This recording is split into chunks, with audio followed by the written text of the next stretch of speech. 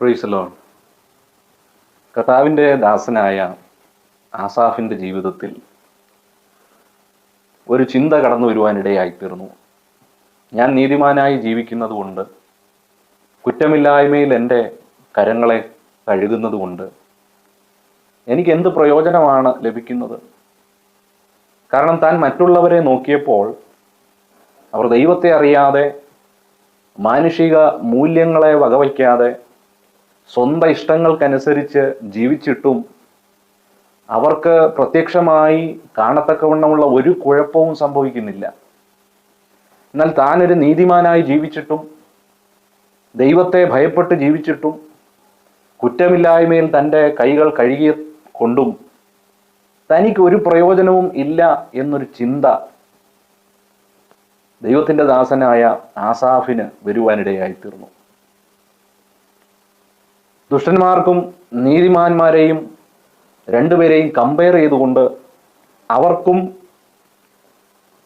നീതിമാനും തമ്മിലുള്ള കമ്പാരിസൺ നടത്തുന്നത് നമുക്ക് വേദഭാഗത്തിൽ കാണാൻ കഴിയും.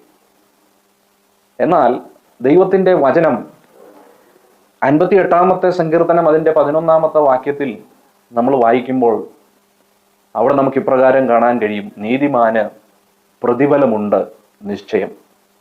പ്രിയമുള്ളവരെ, പലപ്പോഴും ആസാഫിനെ പോലെ നമ്മുടെയും മാനുഷികമായ ദൃഷ്ടിയിൽ പലപ്പോഴും നാം ദൈവത്തെ വിളിച്ചിട്ടും കുറ്റം ചെയ്യാതെ, അല്ലെങ്കിൽ മാന്യമായ ജീവിതം നിലവാരം കാഴ്ചവെച്ചിട്ടും പലപ്പോഴും നമ്മൾ ആഗ്രഹിക്കുന്നത് പോലെയുള്ള, നമുക്ക് ലഭിക്കണമെന്ന് നമ്മൾ ആഗ്രഹിക്കുന്ന പലതും നമുക്ക് ലഭിക്കാതിരിക്കുമ്പോൾ, സമൂഹത്തിൽ നിന്ദ്യമായ നിലകളിൽ ജീവിച്ചിട്ടും മാന്യമായ സൗകര്യങ്ങളോടെ അല്ലെങ്കിൽ അങ്ങനെയൊക്കെയുള്ള നിലകളിൽ ജീവിക്കുന്നവരെ കാണുമ്പോൾ പലപ്പോഴും നമ്മുടെ ഭക്തി അല്ലെങ്കിൽ നമ്മുടെ പ്രാർത്ഥന, പലപ്പോഴും നാം ചെയ്യുന്ന പല കാര്യങ്ങളും അതുകൊണ്ട് പ്രസക്തിയില്ല എന്നൊരു ചിന്ത വരുവാനിടയായിത്തീരും.